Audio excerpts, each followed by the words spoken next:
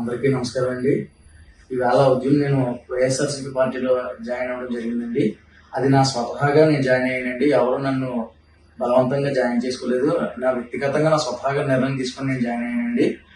దాన్ని ఉద్దేశించి ఈవేళ టీడీపీ కార్యకర్తలు, టీడీపీ నాయకులు, వాళ్ళకు ఆయన పోత్రు గారు, వాళ్ళ కొడుకులు అందరూ కలిసి మా అన్నీని, మా తండ్రిని తీసుకొని వెళ్ళి ప్రెస్ మీట్ పెట్టడం జరిగిందండి.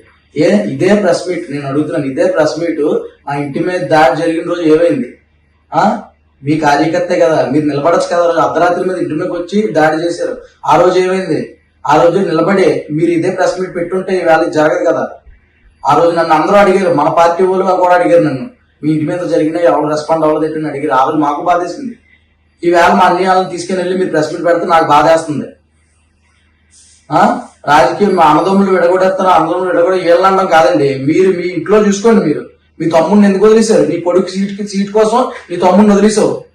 అది నువ్వు ఆలోచించుకోండి. అయినపతి గారు మీకే చెప్తున్నాను, మీ కొడుకు భవిష్యత్తు కోసం మీ తమ్ముడిని వదిలేశారండి.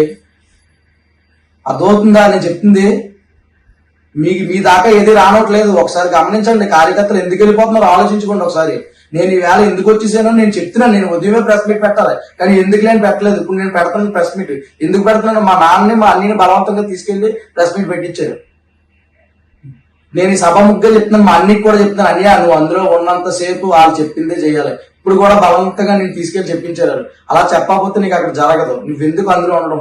బయటకు వచ్చే అందులోని పెత్తందారులకే జరుగుతుంది, మనలాంటి పేదలకు జరగదనియా నీకు చెప్తున్నాను. మనలాంటి పేదలకు జరగదు, పెత్తందారులు అందరికీ అందులోనే జరుగుతుంది, మనలాంటి పేదలకు జరగదు. ఇక్కడికి రా, మనకి జగనన్న సైట్ ఇచ్చారు అమ్మ పేరు మీద. వాళ్ళు ఏమైనా ఇచ్చారా చూపించమను.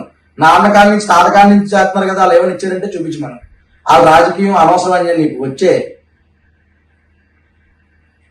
నేను రాజేష్ని ఒకటే అడుగుతున్నాను, నీ వెనకాల తిరిగినందుకు నన్ను ఎంత మోసం చేసావో నీకు పైన భగవంతుడు అన్న కూడా చూస్తాడు.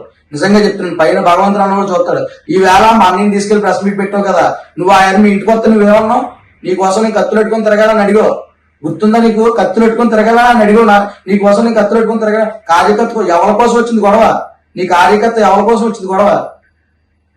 నీకోసమే కదా వచ్చింది, నీకోసమే కదా కొమ్ము కాసే నీ కార్యకర్త.